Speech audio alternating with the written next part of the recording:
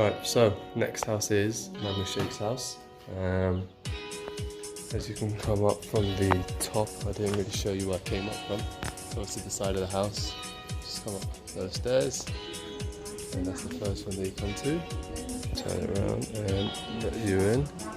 So this is through here. We've got a nice spacious living room.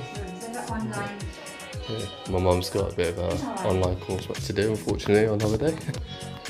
But yeah, so you can see again, Mama Sheik, who lives in the UK, he has been able to upgrade his house and put a bit more of a modern style into it. Obviously, buying things in the UK is a lot cheaper when it comes here. So everything's quite new, quite modern. Well placed, beautiful floors, one bedroom, sorry. And then we have the second bedroom, which again, really nicely well done. All painted new, lights new. And then the view is pretty much